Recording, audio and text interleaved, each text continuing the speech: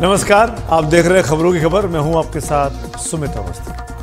आम चुनावों से हन पहले सुप्रीम कोर्ट का एक बड़ा फैसला उन पार्टियों के लिए बड़ा झटका है जिन्हें चुनाव लड़ने के लिए मोटी और भारी भरकम फंडिंग मिलती रही, कुछ उद्योग घरानों से तो कुछ निजी लोगों से। सुप्रीम कोर्ट ने इस फंडिंग का जरिया बने इलेक्टोरल बॉन्ड्स यानी चुनावी बॉन्ड को असंवैधानिक करार दे दिया है। साफ तौर पर सत्तारूढ़ बीजेपी जैसी बड़ी पार्टी के लिए यह आदेश ज्यादा बड़ा झटका है, जो 2018 में इस चुनावी चंदे का सिस्टम लेकर आई थी। बीते कई सालों से बाकी पार्टियों के मुकाबले कॉरपोरेट की तरफ से इलेक्शन बॉन्ड के जरिए बीजेपी को कहीं ज्यादा फंडिंग मिली है। वो भी डिटेल में आपको आगे दिखाऊंगा।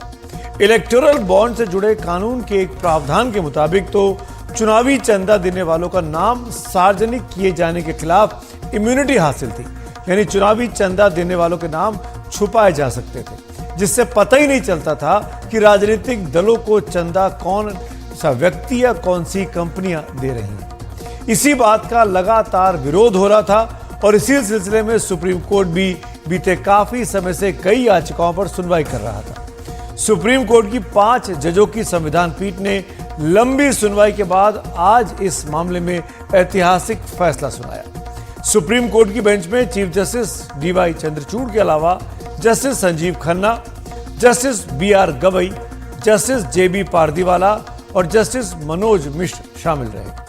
सुप्रीम कोर्ट ने एक मत से अपने फैसले में कहा कि इलेक्टोरल बॉन्ड यानी चुनावी बॉन्ड असंवैधानिक और मनमाने हैं। गुमनामी चुनावी बॉन्ड अभिव्यक्ति की आजादी और सूचना के अधिकार का उल्लंघन है। कोर्ट ने कहा कि काले धन पर अंकुश लगाने के उद्देश्य से सूचना के अधिकार का उल्लंघन सही नहीं कहा जा सकता। राजनीतिक दलों की फंडिंग की जानकारी उजागर न करना उद्देश्य के विपरीत है। ये सब सुप्रीम कोर्ट की टिप्पणियां हैं। इसीलिए इलेक्टोरल बॉन्ड लाने के लिए कानून में किए गए बदलाव असंवैधानिक है, अनकॉन्स्टिट्यूशनल है। तो साफ तौर पर सुप्रीम कोर्ट ने कहा कि इलेक्टोरल बॉन्ड स्कीम संविधान के अनुच्छेद 19(1)(a) का उल्लंघन करती है। आपको बता दें कि संविधान का अनुच्छेद 19(1)(a) अभिव्यक्ति की आजादी से जुड़ा है, जो कहता है कि सभी नागरिकों को बोलने और अभिव्यक्ति की स्वतंत्रता का अधिकार है। कोर्ट ने यह भी कहा कि राजनीतिक दलों को असीमित कॉरपोरेट फंडिंग मनमानी है और संविधान के अनुच्छेद 14 का भी उल्लंघन है। इसका उदाहरण देते हुए सुप्रीम कोर्ट ने आज कहा कि राजनीतिक फंडिंग के जरिए चुनाव प्रक्रिया को प्रभावित करने की किसी कंपनी की क्षमता किसी व्यक्ति के मुकाबले कहीं ज्यादा है। आपको बता दें, संविधान का अनुच्छेद 14 विधि के समक्ष समता के अधिकार से जुड़ा हुआ है।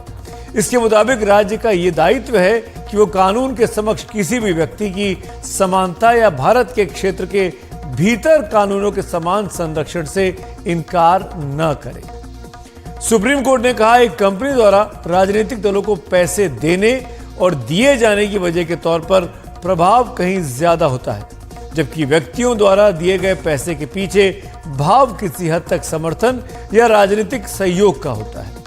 लेकिन कंपनियों द्वारा पैसा देना शुद्ध कारोबारी लेन देन है, जिसे बदले में कुछ पाने की भावना से किया जाता है। यानी अगर कोई कॉर्पोरेट हाउस किसी राजनीतिक पार्टी को पैसा दे रहा है, चंदा दे रहा है, दान दे रहा है, तो उसके बदले में वो कुछ अपना हित साधने की बात कर सकता है। इसीलिए संविधान के सेक्शन 182 में संशोधन साफ तौर पर मनमाना है, जो व्यक्तियों या कंपनियों द्वारा दिए जाने वाले राजनीतिक सहयोग को बराबर मानता है। इससे पहले कंपनियां अपने कुल मुनाफे का एक निश्चित प्रतिशत ही दान के तौर पर दे सकती थी।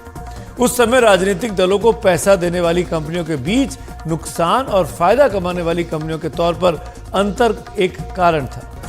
वो ये था कि नुकसान में रहने वाली कंपनियां राजनीतिक दलों को कुछ पाने के लिए ही पैसा देंगी, न कि आयकर का फायदा पाने के लिए। The information about the funding of political parties is essential for the effective exercise of the choice of voting. One of the factors which contributes to political inequality is the difference in the ability of persons to influence political decisions because of economic inequality. Economic inequality leads to differing levels of political engagement because of the deep association between money and politics. At a primary level, political contributions give a seat at the table to the contributor, That is, it enhances access to legislators. This access also translates into influence over policy making. There is also a legitimate possibility that financial contribution to a political party would lead to quid pro quo arrangements because of the close nexus between money and politics. साफ और स्पष्ट शब्दों में अगर आप चंदा दे रहे हैं किसी राजनीतिक पार्टी को तो कुछ अपने स्वार्थ के लिए भी आप कर सकते हैं। सुप्रीम कोर्ट ने अपने फैसले में इलेक्टोरल बॉन्ड जारी करने वाले state bank of India SBI को आदेश दिया कि वो तुरंत प्रभाव से इन्हें जारी करना बंद कर दे। सुप्रीम कोर्ट ने एसबीआई को यह भी आदेश दिया कि वो 12 अप्रैल 2019 के सुप्रीम कोर्ट के अंतरिम आदेश के बाद से आज तक खरीदे गए सभी इलेक्टोरल बॉन्ड्स का ब्यौरा 6 मार्च तक चुनाव आयोग को जमा कर दे। यानी पिछले 6 साल में बॉन्ड के जरिए किसी भारतीय नागरिक या कंपनी ने किस राजनीतिक दल को चंदा दिया, इसकी लिस्ट सार्वजनिक की जाए। यह भी आदेश दिया गया कि चुनाव आयोग 13 मार्च तक अपनी वेबसाइट पर यह सारी जानकारी साझा कर दे।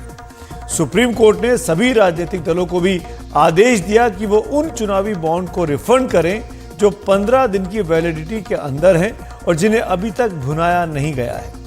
अब आपको वो आंकड़े दिखाते हैं जिससे ये पता चलता है कि इलेक्टोरल बॉन्ड स्कीम आने के बाद सबसे ज्यादा चंदा किस पार्टी को मिला, यानी सत्तारूढ़ भारतीय जनता पार्टी को ही मिला है। सुप्रीम कोर्ट में दायर चुनाव आयोग के हलफनामे के मुताबिक 2018-19 में बीजेपी को 1450 करोड़ और कांग्रेस को 383 करोड़ के बॉन्ड मिले। 2019-20 में अगले साल बीजेपी को 2555 करोड़ और कांग्रेस को 317 करोड़ के बॉन्ड मिले। 2020-21 में बीजेपी को 22 करोड़ तो कांग्रेस को 10 करोड़ के बॉन्ड मिले। 2021-22 में बीजेपी को 1033 करोड़ तो कांग्रेस को 236 करोड़ बॉन्ड मिले। टीएमसी को इस साल 528 करोड़ के बॉन्ड मिले। इसी साल पश्चिम बंगाल में चुनाव था।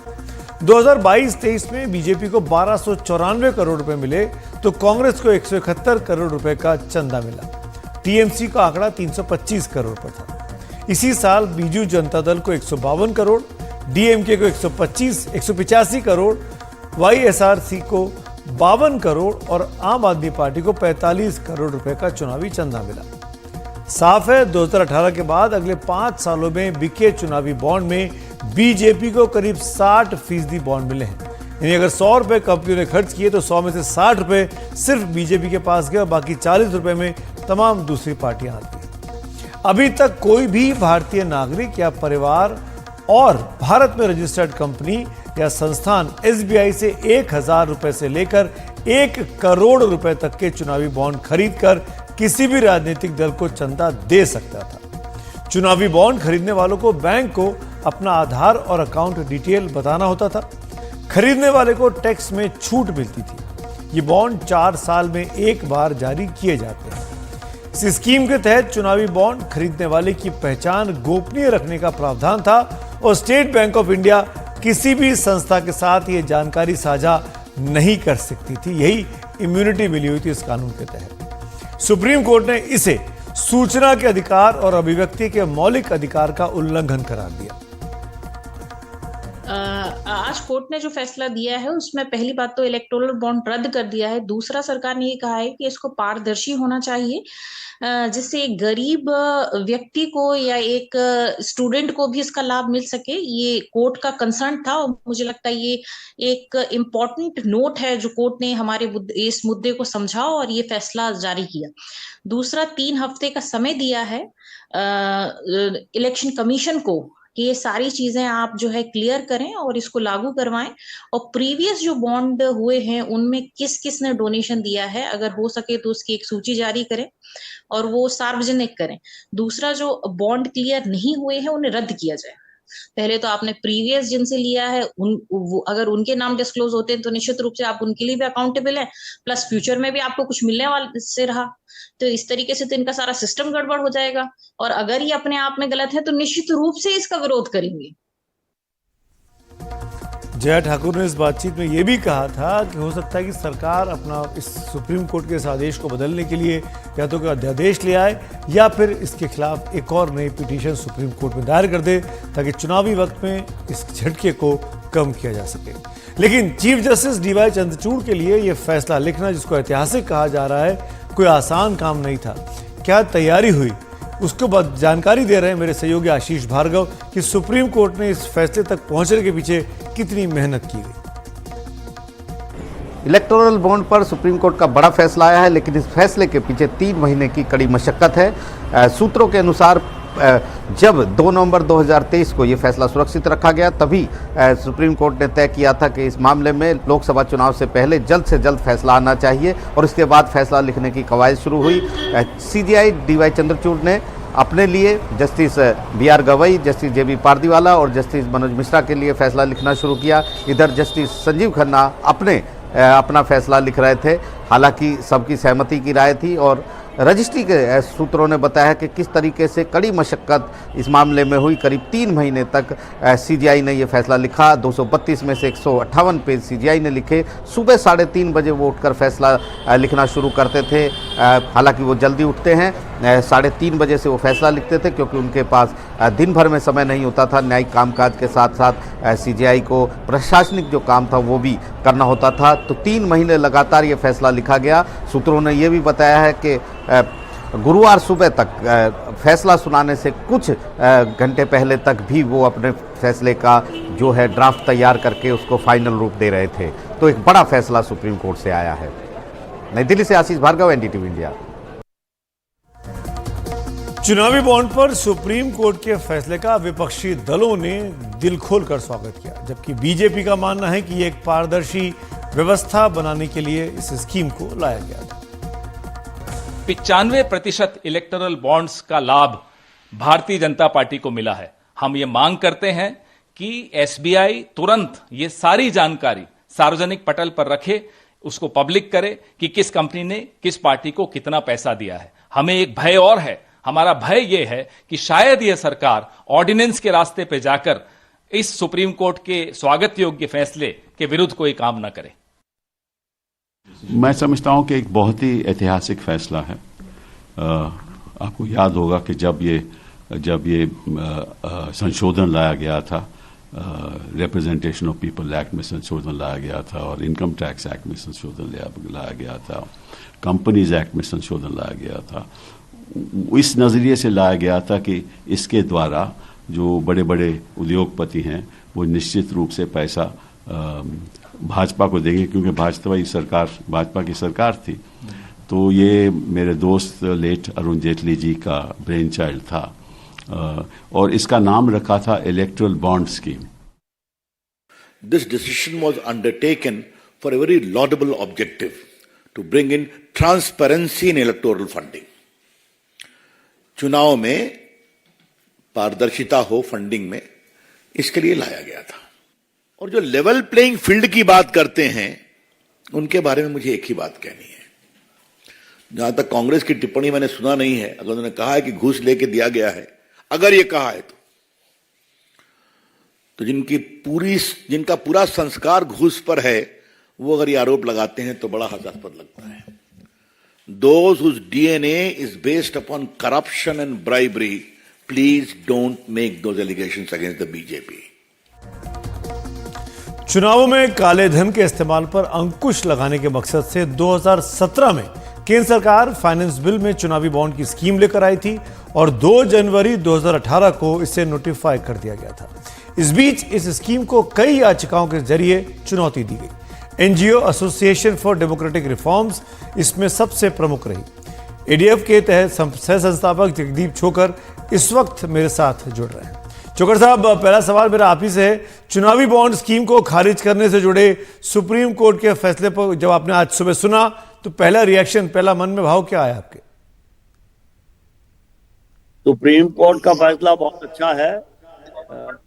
सुप्रीम कोर्ट ने ये जो इलेक्टोरल बॉन्ड स्कीम लाके हमारे जो इलेक्शन के तरीके पे एक नया शोशा छोड़ रखा था, जिससे चुनावी प्रक्रिया जो है उसकी लेवल प्लेइंग फील्ड में खत्म हो गई थी, उसको चुनाव आयोग ने, उसको सुप्रीम कोर्ट ने हटा दिया। ये बहुत अच्छी बात है।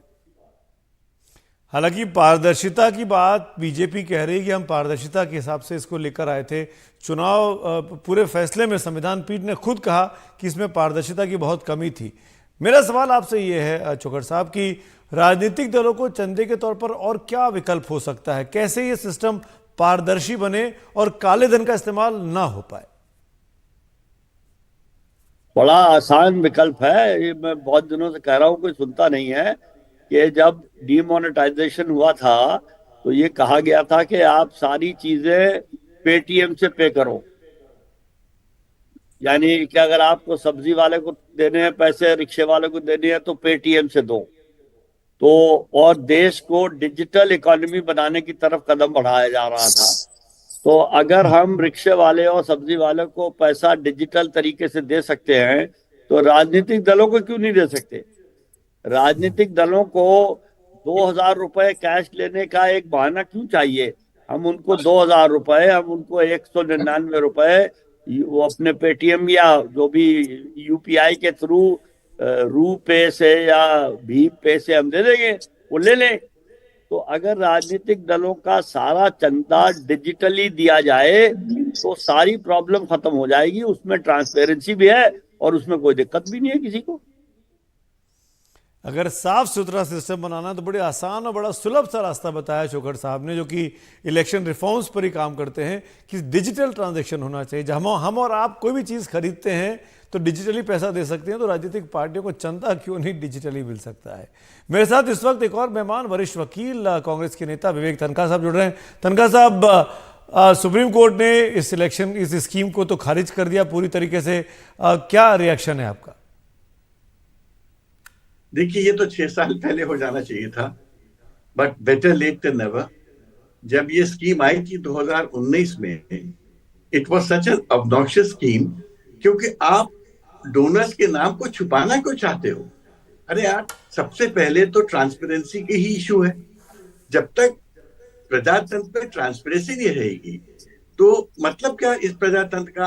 आप डोनर्स के नाम देना नहीं चाहते, और डोनर्स कौन होंगे? बड़े कंपनीज और कॉर्पोरेट्स होंगे। वो आपको पैसा क्यों देंगे? वो इसलिए देंगे कि उनको आपसे कुछ चाहिए है। तो गवर्नेंस का फर्स्ट प्रिंसिपल होता है that anybody who contributes to an election fund, his name should be known, and that is what was being hidden. तनखा साहब, अभी एक सवाल मैंने चोखड़ साहब से पूछा, मैंने कहा कि कैसे पारदर्शिता आ सकती है, तो उनका बड़ा सिंपल सा जवाब था कि भाई सब कुछ डिजिटल ट्रांजैक्शन कर दो, जो भी चंदा मिले किसी भी राजनीतिक पार्टियों को वो डिजिटली मिले। क्या आपको लगता है कि ये एक विकल्प हो सकता है सिस्टम को क्लीन करने का? देखिए, बहुत साल पहले एक कमेटी बनी थी for reform, to suggest reforms in the election process. उस कमेटी का मैं चेयरमैन था, और मेरे साथ तब इलेक्शन कमीशन और लॉ मिनिस्ट्री भी दे ट्रैवल्ड विद मी। हम लोग ने करीब 9 स्टेट्स में स्टेक होल्डर से बातचीत भी की थी, बट समाउ वो फाइनलाइज नहीं हो पाई बात। और एक चीज जो उस वक्त भी खुल के आई थी और आज भी खुल के आ रही है कि स्टेट फंडिंग का एक सिलसिला स्टार्ट होना चाहिए, क्योंकि अगर स्टेट फंडिंग होगी तो आपके पास अच्छे कैंडिडेट्स भी सामने आएंगे। आज क्या हो रहा है, जिसके पास पर्याप्त धन ना हो तो वो ना लोकसभा लड़ सकता, ना विधानसभा लड़ सकता। एक साइंटिस्ट, एक प्रोफेसर, एक टीचर, एक सामान्य डॉक्टर या लॉयर, उसको आप बोलो कि चुनाव लड़ो, तो वो पैसा कहाँ से लाएगा, इतनी संपत्ति कहाँ से लाएगा जिससे कि वो चुनाव लड़ सके? तो 2 सुझाव आ गए सामने हमारी इस बातचीत में। पहला, डिजिटली पैसा चंदा मिले, और दूसरा ये कि स्टेट फंडिंग हो, यानी सरकार की तरफ से उम्मीदवारों को एक पर्टिकुलर अमाउंट दिया जाए चुनाव लड़ने के लिए। मेरे साथ एक और सुप्रीम कोर्ट के वकील अश्विनी दुबे साहब जुड़ रहे हैं। दुबे साहब, शुक्रिया वक्त निकालने के लिए। मेरा सवाल आपसे यही है, आप सीधा कि क्या कोई विकल्प हो सकता है चुनावी सिस्टम को साफ सुथरा करने का? क्या आप सुझाव दे सकते हैं कुछ? माननीय सुप्रीम कोर्ट की संवैधानिक बेंच का आज जो इलेक्टोरल बॉन्ड को लेकर के फैसला आया, उस फैसले में प्रमुख तौर पर ऑनरेबल सुप्रीम कोर्ट ने कहा कि जो राइट टू नो है एक मतदाता का, वो राइट टू नो जो पारदर्शिता की तरफ एक कदम बढ़ाता है, उसका उल्लंघन हुआ है, क्योंकि मतदाता को यह जानने का अधिकार है कि किस पॉलिटिकल पार्टी को कहां से कितनी फंडिंग हुई। दूसरा, जो ऑनरेबल सुप्रीम कोर्ट ने कहा कि आज तक की तारीख में जो इलेक्टोरल बॉन्ड्स जो है जो लिए गए हैं और जो पॉलिटिकल पार्टीज को दिए गए हैं, उसके बारे में जो इलेक्शन कमीशन ऑफ इंडिया है वो एक डिटेल्ड जो कितना किस पॉलिटिकल पार्टी के खाते में आया उसके बारे में अपनी वेबसाइट पर पब्लिश करेगी, ताकि पब्लिक को, जनता को, नागरिकों को यह पता चल सके कि किस पॉलिटिकल पार्टी के तरफ किस तरफ से कहां से कितना पैसा आया।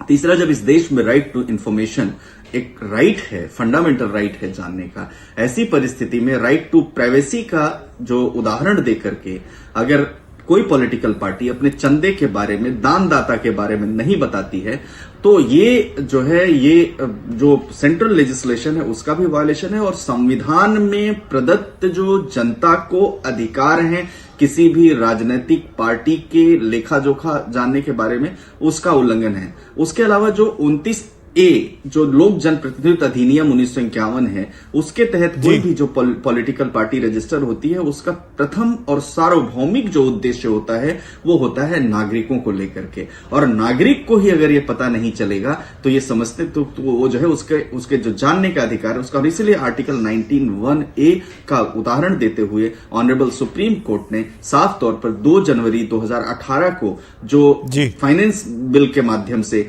ये जो इलेक्टोरल बॉन्ड को पॉलिटिकल पार्टीज को एक्सेप्ट करने का डिसीजन आया था, वो जो है उसको अनकॉन्स्टिट्यूशनल डिक्लेयर कर दिया। अब सवाल ये उठता है कि अब किसी ने इलेक्टोरल बॉन्ड तो ले लिया, लेकिन वो पॉलिटिकल पार्टी को दिया या नहीं दिया तो उसकी वैधानिकता क्या होगी। तो आज से वो सवाल लागू होगा कि जिसमें अगर आज तक किसी पॉलिटिकल पार्टी ने एनकैश कर लिया है तो अलग बात है, बाकी अब उसको एनकैश भी नहीं किया जा सकता है। पॉलिटिकल पार्टी के पास भले बड़े इलेक्टोरल बॉन्ड है कि तत्काल प्रभाव से ऑनरेबल सुप्रीम कोर्ट ने बैंकों को और सभी कंसर्न को यह निर्देशित कर दिया कि इलेक्टोरल बॉन्ड को लेकर के ना तो इलेक्टोरल बॉन्ड आप इशू करेंगे और ना ही जो है किसी प्रकार का इलेक्टोरल बॉन्ड जो है डिपॉजिट किया जाएगा। और जो इसके माध्यम से इनकम टैक्स एक्ट में जो रिबेट देने की बात थी उसे भी खत्म कर दिया, क्योंकि जब मूल जो स्कीम है उसी स्कीम को ही अनकॉन्स्टिट्यूशनल डिक्लेयर कर दिया तो उसके बाद के जो सब्सिक्वेंट इवेंट्स है वो अपने आप जो है अनकॉन्स्टिट्यूशनल डिक्लेयर होंगे। और पहले जो आ गया जो इलेक्टोरल बॉन्ड के माध्यम से उसको लेकर के, क्योंकि कोई भी लॉ जब रेट्रोस्पेक्टिव इफेक्ट उसका नहीं प्रोस्पेक्टिव इफेक्ट होता है तो आज और आज की तारीख के बाद लागू होगा, लेकिन जनता को जो जानने का अधिकार है वो अधिकार उसको मिलेगा। तो ये इस तरह से ऑनरेबल सुप्रीम कोर्ट का बड़ा हिस्टोरिकल जजमेंट है। पूरा फैसला समझाया आपने दुबे साहब, शुक्रिया आप जुड़ने के लिए। और अब बढ़ते हैं आज की एक और बड़ी खबर की ओर। बात अपनी 12 मांगों को लेकर दिल्ली चलो का नारा देने वाले किसानों की करते हैं। किसानों के दिल्ली कूच के ऐलान का आज तीसरा दिन है और आज शाम ही केंद्र सरकार के 3 मंत्रियों के साथ किसानों के प्रतिनिधियों की तीसरे दौर की बातचीत चंडीगढ़ में शुरू हुई है। आज किसान आंदोलन में पहले 2 दिनों के मुकाबले ज्यादा शांति रही।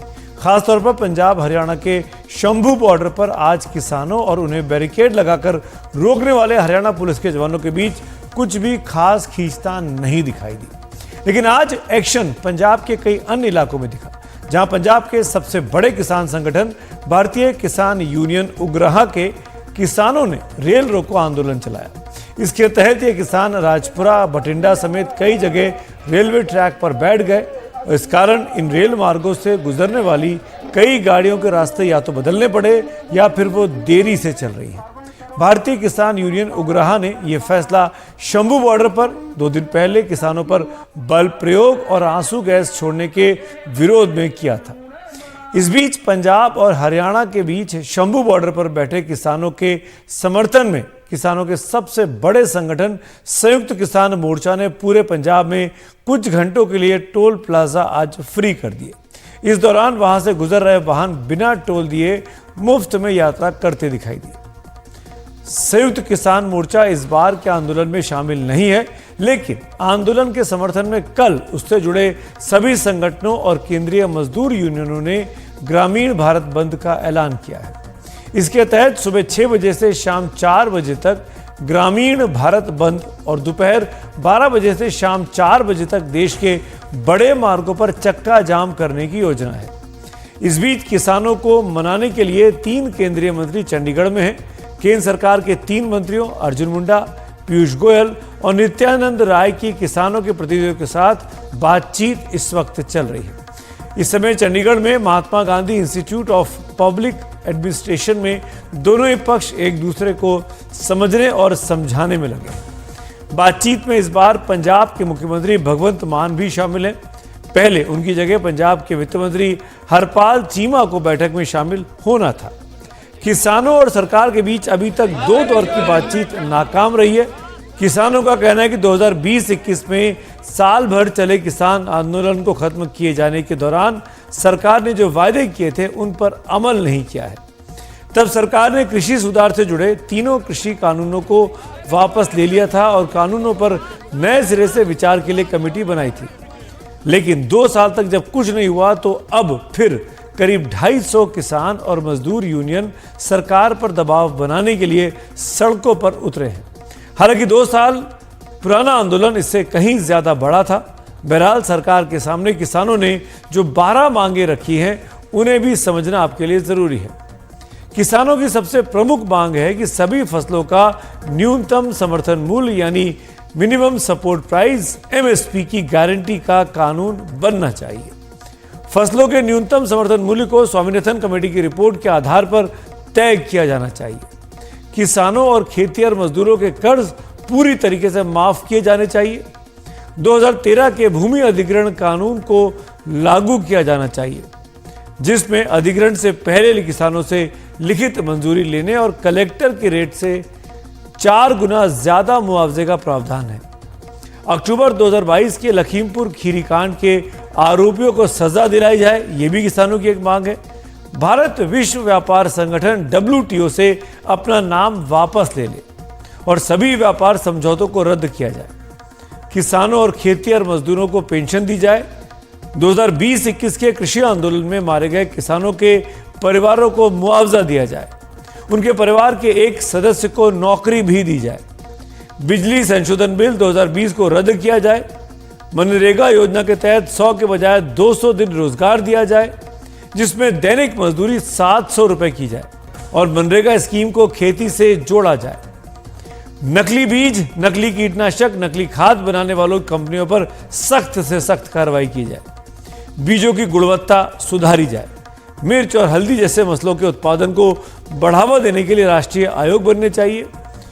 जल, जंगल, जमीन पर वहां के परंपरागत स्थानीय लोगों के अधिकार सुनिश्चित किए जाएं।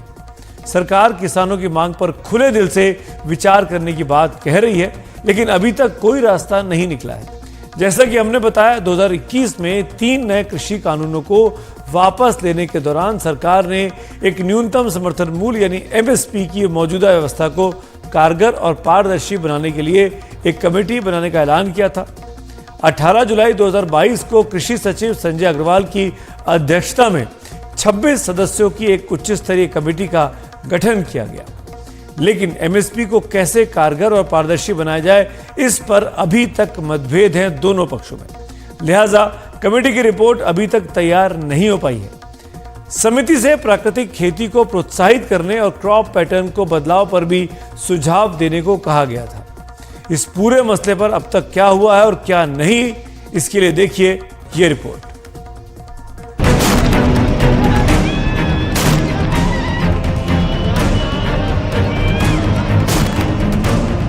भारत सरकार द्वारा गठित उच्च स्तरीय समिति करीब 1.5 साल बाद भी अपनी रिपोर्ट सरकार को नहीं सौंप सकी है।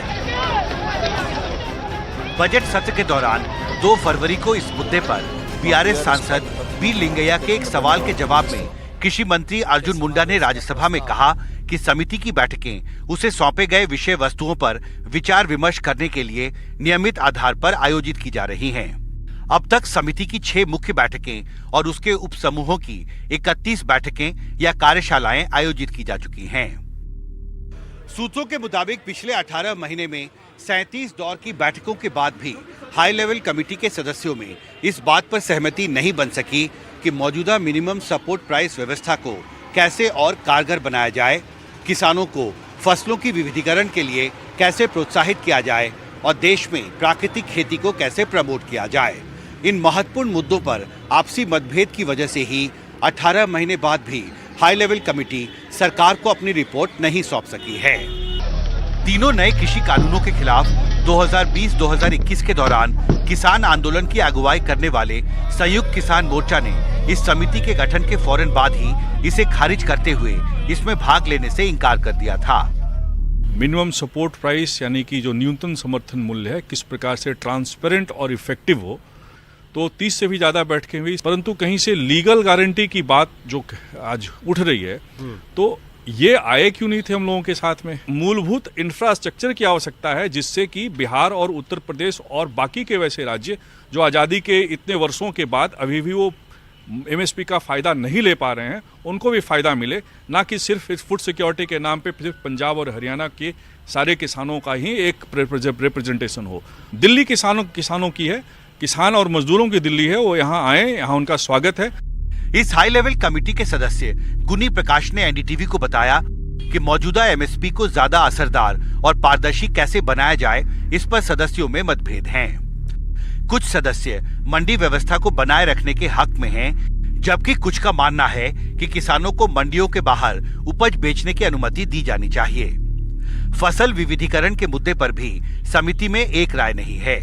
भारतीय बाजार अभी प्राकृतिक खेती के लिए तैयार नहीं, हमें चिंता है कि इससे पैदावार घट जाएगी जिससे किसानों को नुकसान होगा। अहम मुद्दों पर समिति में गतिरोध के बीच 2004 में बने एमएस स्वामीनाथन की अध्यक्षता वाले किसान आयोग के सदस्य पद्म भूषण डॉक्टर आरबी सिंह ने एनडीटीवी से बातचीत में कहा कि किसानों को उनकी उपज का सही मूल्य सुनिश्चित करने के लिए आयोग की सिफारिशों को देश में सही तरीके से लागू नहीं किया जा सका है। उनके मुताबिक स्वामीनाथन आयोग की सिफारिशों को सही तरीके से लागू करने के लिए ये जरूरी है कि एमएसपी पर एक नया कानून बने। जो अभी किसान नाराज हैं क्योंकि उन्हें ये व्यवस्था, जैसे आपने कहा, सही से लागू नहीं हो पा रही है जमीन पे, किसान नाराज हैं और वो चाहते हैं कि एमएसपी पर एक नया कानून बनना चाहिए। आपको लगता है ये सोच व्यवहारिक है? ये देखिए, एमएसपी को तो रखना है और उसको कैसे रियलाइज करना है उसकी जरूरत है। इसमें थोड़ा सा विचार रखने की जरूरत है। कानून जरूरी है, एमएसपी लॉ की मांग हो रही है। हाँ, लॉ की मांग होनी चाहिए, कानून होना चाहिए और हमें किसान को मिनिमम सपोर्ट प्राइस देना चाहिए। जाहिर है एमएसपी के मसले पर राष्ट्रीय बहस जल्दी खत्म होने के आसार दिखाई नहीं देते। दिल्ली से प्रशांत वर्मा और आजम सिद्दीकी के साथ हिमांशु शेखर, एनडीटीवी इंडिया। हिमांशु की इस रिपोर्ट में जब जो तस्वीरें देख रहे थे बीते 2 दिनों की हैं, जब प्रोटेस्ट काफ़ी ज़्यादा उग्र हो गया था, खासकर शंभू बॉर्डर पर। लेकिन आज दिन भर, हम रिपीट करें, आज दिन भर कहीं भी किसानों ने कोई भी ऐसा काम नहीं किया जिससे आपस में टकराव पैदा हुआ, चाहे पुलिस की तरफ से हुआ न किसान की तरफ से हुआ। सिर्फ रेल रोको हुई पंजाब में। इस बीच एमएसपी समेत अपनी 12 मांगों को लेकर सरकार की ओर से जितनी देर हो रही है, किसानों की नाराजगी उतनी बढ़ रही है। इस वक्त भी बातचीत चल रही है, नतीजा क्या होगा हमारी नज़र उस पर लगी हुई है। लेकिन संयुक्त किसान मोर्चा ने कल यानी 16 फरवरी को ग्रामीण भारत बंद का ऐलान कर अपने प्रोटेस्ट को नेक्स्ट स्टेप पर ले जाने की कोशिश की है। इसी नोट पर अभी वक्त है एक ब्रेक का, लेकिन ब्रेक के बाद कुछ और खबरें हैं, बने रहिए हमारे साथ।